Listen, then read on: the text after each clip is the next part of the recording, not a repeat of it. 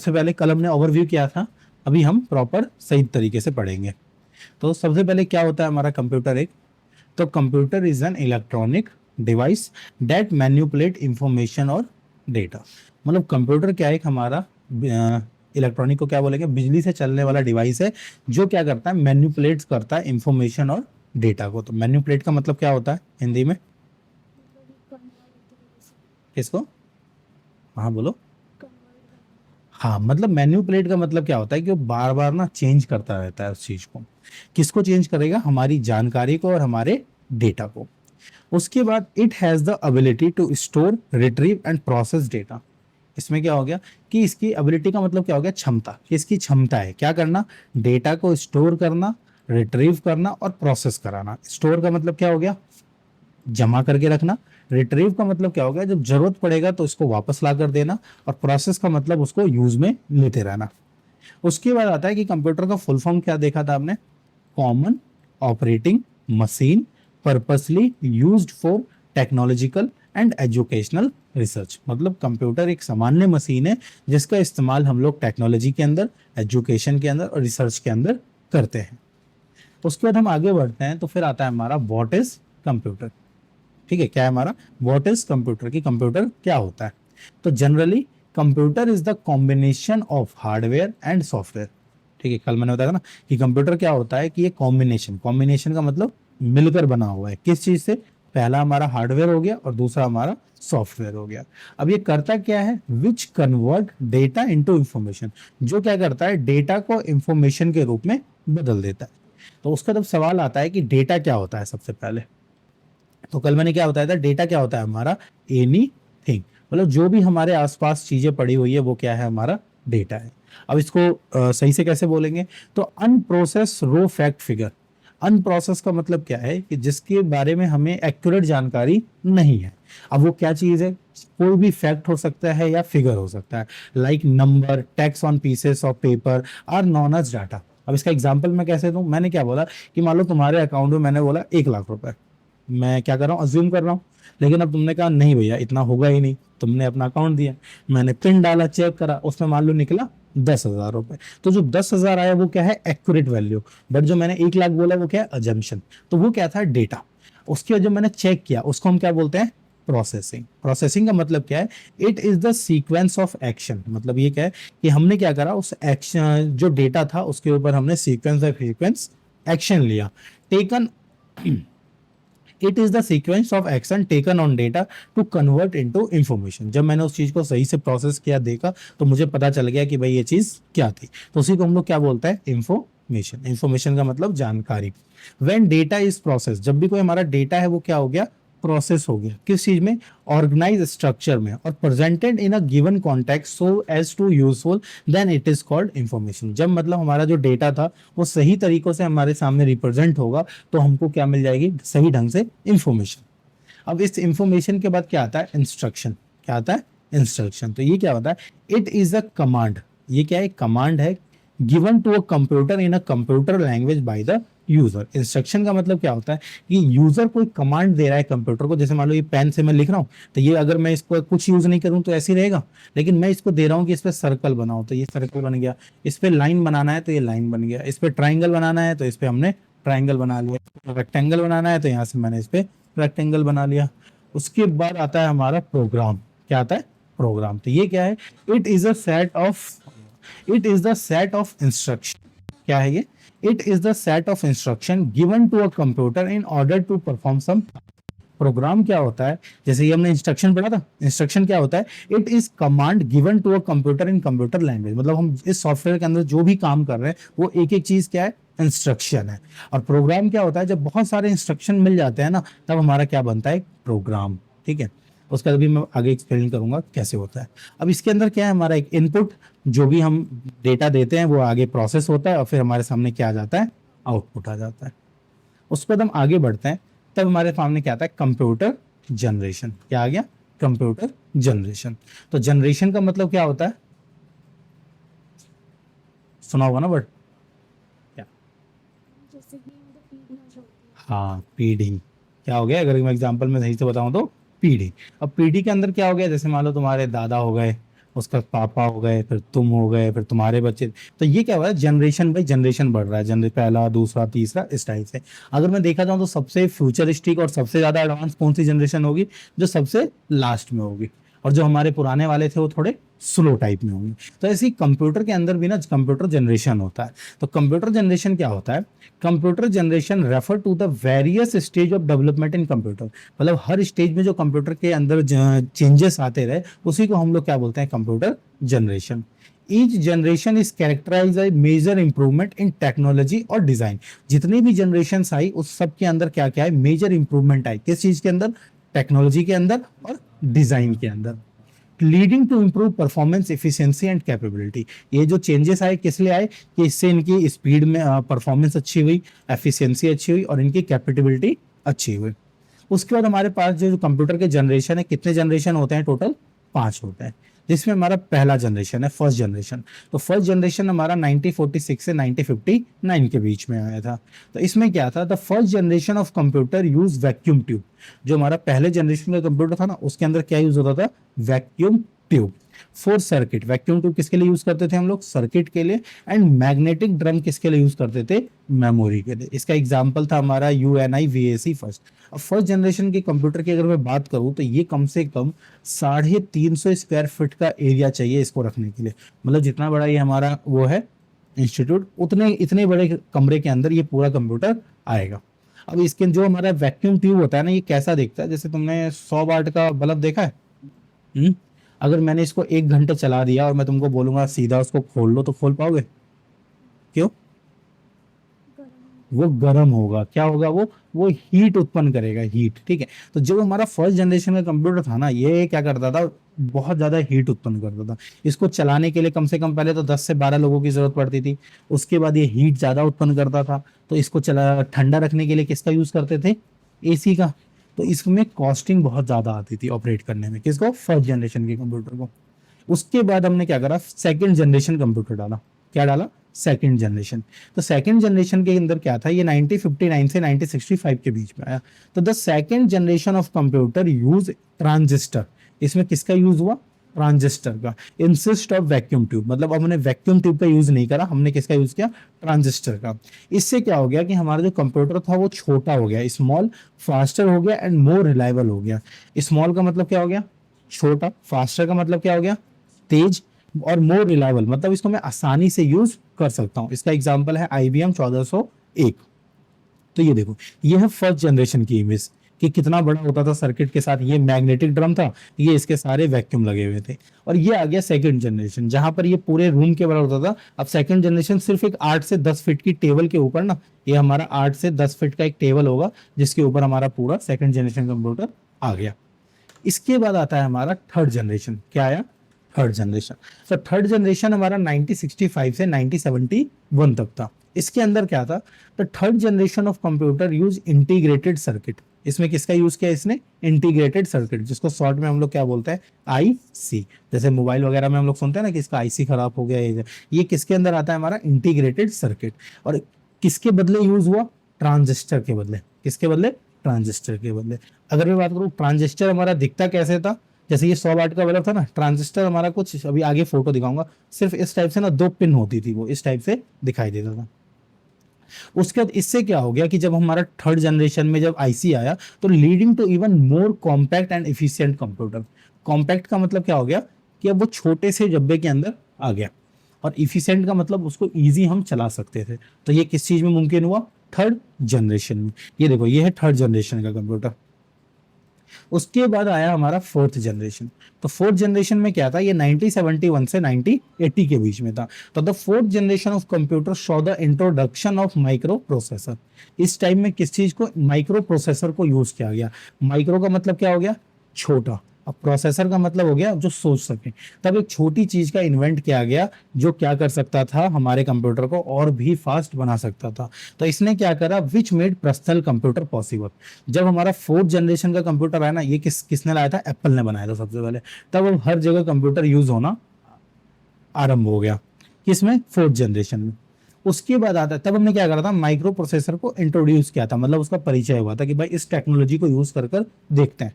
फिर हमारा आया फिफ्थ जनरेशन। क्या आया, फिफ्थ जनरेशन। जो 90-80 से आज तक हम लोग जो जनरेशन यूज कर रहे हैं वो कौन से जनरेशन को यूज कर रहे हैं? फिफ्थ वाले को। फिफ्थ जनरेशन में क्या हो गया? The fifth generation of computer has seen continuous development of micro processor. अब जितने भी कंप्यूटर बन रहे हैं ना वो सारे किस पे बन रहे हैं? Micro processor. इसी को हम लोग सीपीयू बोलते हैं। The wide spread use of computer in daily life. जब लोगों के लाइफ में कंप्यूटर ज्यादा महत्वपूर्ण होने लगा तो वो सारे कौन से जनरेशन के कंप्यूटर थे? फिफ्थ जनरेशन के। इसके एग्जाम्पल क्या है? पर्सनल कंप्यूटर, हमारा लैपटॉप और स्मार्टफोन, सबके अंदर कौन सा जनरेशन यूज होता है? Fifth generation. ये देखो, ये फोर्थ जनरेशन का था और ये हमारा फिफ्थ जनरेशन जो आज की डेट में हम लोग यूज कर रहे हैं। उसका देखो ये वाला चार्ट समझो। इस चार्ट से सबसे पहले था हमारा फर्स्ट जनरेशन। इसके अंदर क्या था? Vacuum tube. ये कुछ इस प्रकार से दिखाई देता था, ये लग रहा है सीएफ बल्ब जैसा। अब इसके अंदर क्या था कि इसका मशीन लैंग्वेज समझता था। यूज साइज का मतलब कि बहुत बड़ा होता था। हाईली एक्सपेंसिव, बहुत महंगा होता था। हाईली कंजप्शन ऑफ इलेक्ट्रिसिटी, ये बिल बहुत ज्यादा लेता था। फिर हमारा सेकंड जनरेशन आया जिसमें हमने किसका यूज किया? ट्रांजिस्टर और मैग्नेटिक टेप का। ये कुछ इस प्रकार से हमें दिखाई देता था। इसमें क्या था? Batch processing, multi programming operating system. ये एक्सपेंसिव था और इसके अंदर फोर्टन और कोबोल करके लैंग्वेजेस यूज होती थी। जैसे आज के डेट में सी, सी प्लस है ना, उस टाइम ये लैंग्वेजेस यूज होती थी। उसके बाद आता है हमारा थर्ड जनरेशन। थर्ड जनरेशन में किसका यूज हुआ? आईसी का, इंटीग्रेटेड सर्किट। ये कुछ इस प्रकार से दिखाई देता है दांत है इसके और यहाँ पर ये कुछ इस प्रकार से बना हुआ है। तो इसके अंदर क्या था? Remote processing, time sharing, multi programming operating system. इसके अंदर क्या था? ये फास्टर था, कॉम्पैक्ट था और चीपर था। फास्टर का मतलब तेज काम करता था, कॉम्पैक्ट का मतलब एक डब्बे के अंदर आ गया और चीपर का मतलब सस्ता। अब इसका मतलब कैसे समझो? मान लो किसी के लिए 10 लाख रुपए भी सस्ता है और किसी के लिए 10 लाख रुपए भी बहुत ज्यादा है। होता है ना, किसी के लिए 10,000 रुपए भी बहुत कम है और किसी के लिए 10,000 रुपए भी बहुत ज्यादा है। तो इसीलिए इसमें चीपर लिखा गया है। किसके मुकाबले? इन सेकेंड जनरेशन से कंप्यूटर के मुकाबले। फिर आया हमारा फोर्थ जनरेशन। क्या आया? Fourth generation. फोर्थ जनरेशन में ना हमने माइक्रो प्रोसेसर को क्या कराया था? यहाँ पर इंट्रोड्यूस किया था। क्या किया था? इंट्रोड्यूस किया था। तो उस टाइम जब इंट्रोड्यूस हुआ था नहीं है, तो इसके अंदर कौन सा माइक्रो प्रोसेसर यूज हुआ था? VLSI। इसका मतलब हो गया very large scale integration. Very का मतलब हो गया बहुत, लार्ज मतलब बड़ा, स्केल मतलब पैमाना और इंटीग्रेशन का मतलब होता है जोड़कर रखना। मतलब एक छोटी सी चिप थी जो सारे सर्किट्स को अपने पास जोड़कर रखती थी। अब इसके अंदर क्या क्या यूज कर सकते थे हम लोग? कहाँ चला गया कर्सर? यहाँ। Time sharing, real time network distributed operating system. ये था हमारा फास्टर मतलब तेज, कॉम्पैक्ट मतलब छोटा, और ये क्या था? अफोर्डेबल। अफोर्डेबल का मतलब क्या है? अफोर्डेबल का मतलब हो गया इसको हर कोई अफोर्ड कर सकता है। जैसे ये चीपर था ना, किसी के लिए 10 लाख सस्ता है, किसी के लिए 10,000 सस्ता है। अफोर्डेबल का मतलब हर बंदा इसको खरीद सकता था। जो फोर्थ जनरेशन के कंप्यूटर आ गए थे वो 30 से 40 हजार के अंदर आ गए थे, जो उस टाइम नॉर्मल मतलब हर चौथा बंदा, पांचवा बंदा ले सकता था। उसके बाद आया हमारा फिफ्थ जनरेशन। ठीक है, फिफ्थ जनरेशन में क्या यूज हुआ?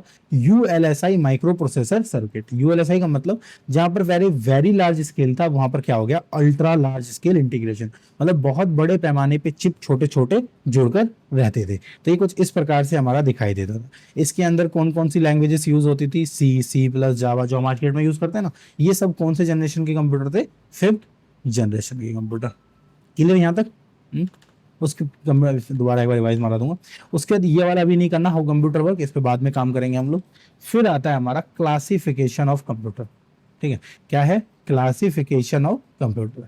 तो क्लास का मतलब क्या हो गया? बताया था ना, है? कक्षा। और फिकेशन का मतलब होता है बांटना। ठीक है, इसको हम लोग बोलते हैं वर्गीकरण। वर्गीकरण, कि हमने कंप्यूटर को ना अलग अलग भागों में बांट दिया था। तो ये भाग कौन कौन से थे? सबसे पहले आता है हमारा माइक्रो कंप्यूटर। क्या आ गया? माइक्रो। माइक्रो का मतलब होता है छोटा। इसमें हमको 3-4 वर्ड सुनने को मिलेंगे: mini, micro, ultra large, large, ये सब वर्ड होते हैं। तो माइक्रो का मतलब हो गया छोटा। तो micro computer these are the least powerful and the most widely use and fastest growing type of computer are also called portable computers. ठीक है, माइक्रो कंप्यूटर क्या होता है? ये बहुत छोटे साइज के कंप्यूटर होते हैं। अगर मैं इसकी बात करूँ तुलना में, तो जैसे हमारा एक नोटबुक होता है ना, उतना बड़ा ये कंप्यूटर होता है बस। और ये बहुत साइज में ना, ये बहुत स्लिम होता है। अगर मैं इसको दिखाऊं तुमको कैसा होता है इसको, तो एक सेकेंड इसको मैं दिखाता हूँ। ये समझ में आ रहा है ना थोड़ा बहुत? बाद वाली में थोड़ा सा और सही से समझा दूंगा।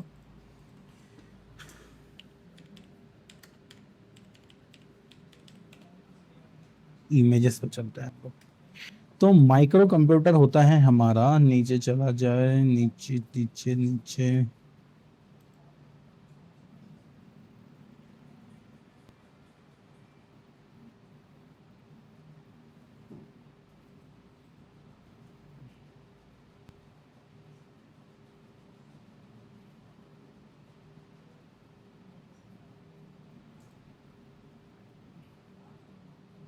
ये सब देखो, ये सब पुराने जमाने के हमारे माइक्रो कंप्यूटर थे।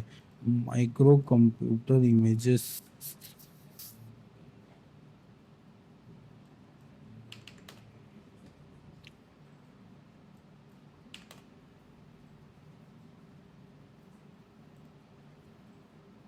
देखो माइक्रो कंप्यूटर क्या होगा, जो छोटे साइज के कंप्यूटर दिखाई दे रहे हैं ये हमारे क्या है, माइक्रो टाइप के कंप्यूटर्स, इसी को हम लोग बोलते हैं माइक्रो कंप्यूटर। ये रहा ना फोटो से, ये रहा। उसके बाद आता है हमारा डेस्कटॉप या पीसी। डेस्कटॉप का मतलब क्या हो गया, डेस्क का मतलब क्या होता है, सीट, ठीक है। जैसे हम क्या बोलते हैं कि भाई अपने डेस्क पे जाकर बैठो, ठीक है। मान लो ये क्या हो गया, हमारा एक टेबल हो गया, ये हमारा क्या है, डेस्क हो गया। अब इसके अंदर क्या है, टॉप। टॉप का मतलब क्या हो गया, ऊपर। तो अब जो एक कंप्यूटर रखा हुआ है, ये कहाँ रखा हुआ है, डेस्क के ऊपर रखा हुआ है। यहाँ पर हमारा कैबिनेट आ गया, ठीक है। अब ये क्या है हमारा desktop, a personal computer.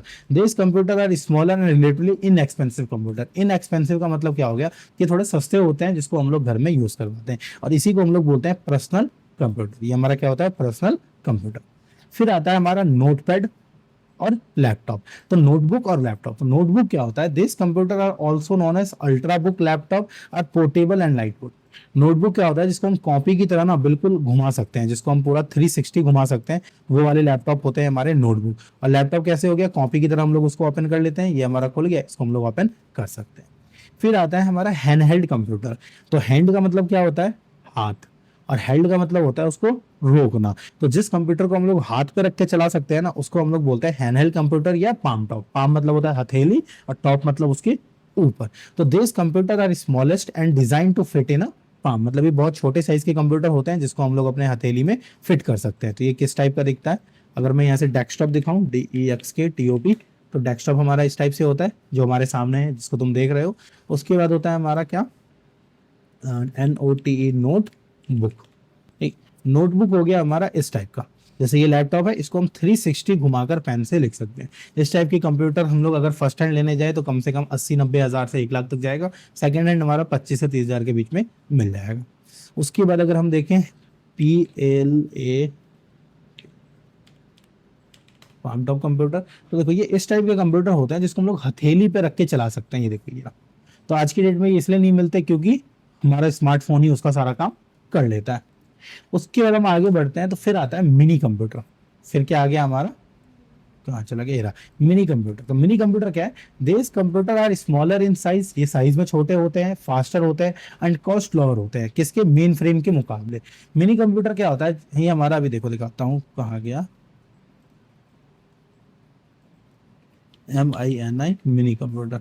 Mini computer, ये जो डब्बा है ना, इसको हम लोग बोलते हैं मिनी कंप्यूटर। ये रहा, ठीक है, ये हमारा क्या है, मिनी कंप्यूटर। जैसे ये इतना बड़ा डब्बा दिख रहा है पीसी का, ये इसने इसी साइज को छोटा कर दिया है। हम इसके अंदर एक डिस्प्ले के लिए लगाएंगे, इसके अंदर हम लोग माउस और कीबोर्ड लगाएंगे, यहाँ पर इंटरनेट हो गया, यहाँ से इसको पावर देने के लिए होगा। तो ये छोटा जो डब्बा होता है ना, ये हमारा क्या होता है, मिनी कंप्यूटर। इसी को मिनी पीसी बोलते हैं। ज्यादातर कंपनियों में इसी का इस्तेमाल किया जाता है, और ये पोर्टेबल होता है, इसको मैं यहाँ से लेकर अपने घर और ऑफिस इजिली जा सकता हूँ। तो इस टाइप के कंप्यूटर को हम लोग क्या बोलते हैं, मिनी कंप्यूटर।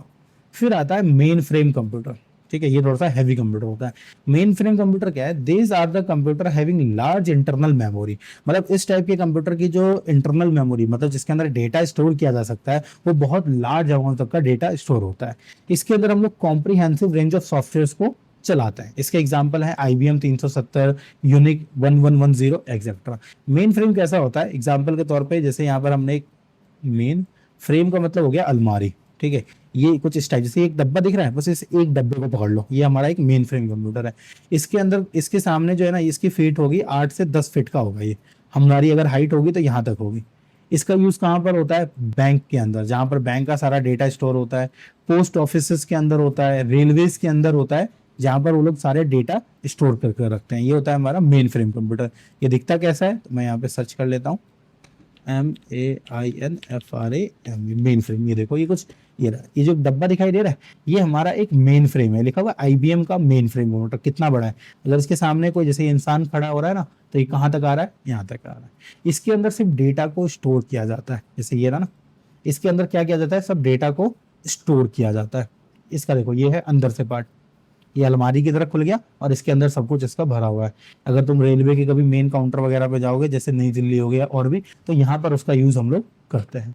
उसके बाद जाएंगे, आखिरी में आता है हमारा सुपर कंप्यूटर। अरे राघव, कैसे आज दोनों घूम रहे हो। फिर हमारा क्या आता है, सुपर कंप्यूटर, देख लो कहाँ रखा हुआ है। फिर हमारा क्या आता है, सुपर कंप्यूटर। अब इसके नाम में ही क्या लगा हुआ है, सुपर। तो सुपर का मतलब क्या हो गया, मतलब सबसे पावरफुल कंप्यूटर। ठीक है, अब इसका काम क्या है, these are the fastest and the most expensive computer. मतलब एक तो ये बहुत तेज होते हैं और दूसरा बहुत महंगे होते हैं। इस कंप्यूटर्स की कीमत जो होती है ये 1-2 CR के लगभग होती है, 1 करोड़, 2 करोड़, 3 करोड़। इसका यूज कौन करते हैं, the speed of super computer measure in flops. इसकी स्पीड किस में नापी जाती है, फ्लॉप्स में। इसका मतलब होता है फ्लोटिंग पॉइंट ऑपरेशन पर सेकंड, मतलब 1 सेकंड में कितना वो हमारा ऑपरेशन करके दे पा रहा है। These are used to highly calculative and क्या है, इनसेंसियन टास्क। इसका यूज कहाँ पर करते हैं हम लोग, जहां पर बहुत हैवी कैलकुलेशंस होता है ना, उस जगह पर इसका यूज हम लोग करते हैं। सच एज वेदर फोरकास्टिंग, जैसे मौसम विभाग वाले इसका यूज करते हैं। न्यूक्लियर रिसर्च में इसका यूज किया जाता है। कोई बिजनेस एप्लीकेशन हम लोग तैयार कर रहे हैं, वहां पर किया जाएगा। मिलिट्री एजेंसी में किया जाएगा और साइंटिस्ट लेबोरेटरी में अंदर हम लोग इसका यूज करेंगे। तो अब सुपर कंप्यूटर कैसा दिखता है, जैसे ही पूरा अगर ग्रुप बन जाता है ना, तो मेन फ्रेम का, तो वो हमारा क्या बन जाता है, एक सुपर कंप्यूटर। इसकी फोटो भी देखते हैं, मिल गया। ये होते हैं सुपर कंप्यूटर, देख रहे हैं कितने बड़े बड़े हैं। इन सबको अगर एक साथ ग्रुप कर देते हैं हम लोग, तो ये पूरा एक सुपर कंप्यूटर का है, जहां पर ये क्या करता है, बहुत हाईली कैलकुलेशन डेटा को हम लोग स्टोर करते हैं। ये देखो, सारा डेटा एक दूसरे से कनेक्टेड है, यहाँ पर इनका पूरा हब होता है, ये क्लियर है, ये पूरा हब होता है जहां पर सारा सुपर कंप्यूटर का डेटा स्टोर होता है। तो अब क्या क्या देख लिया हमने, इसको डिलीट करा जाए 1 सेकंड पहले।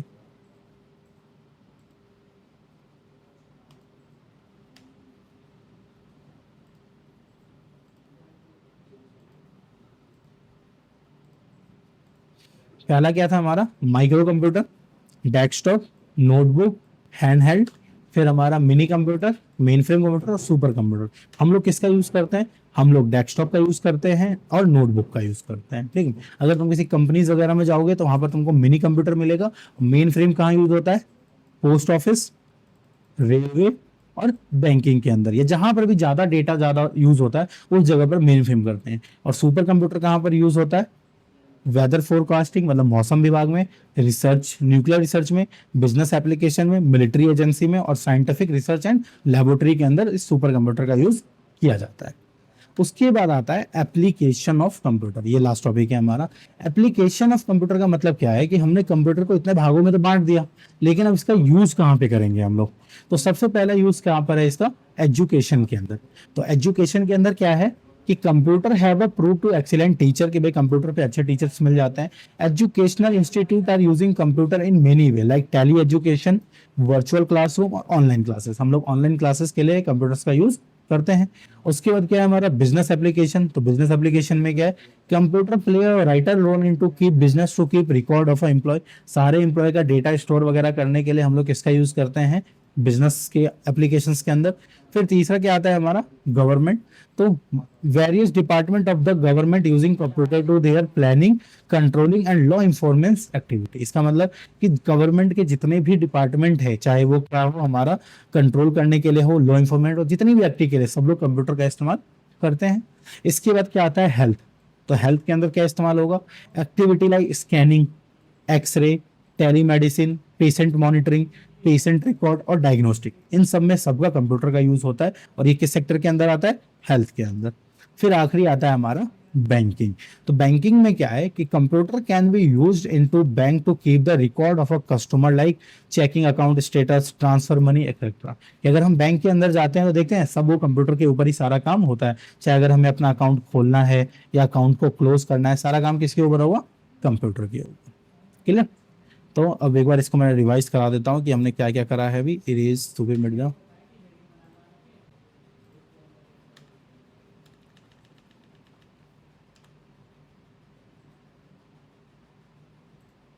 आया समझ में थोड़ा बहुत है? ठीक है, इस नोट, ये नोट से हमारा, इसको तुमको लिखना है। हम्म,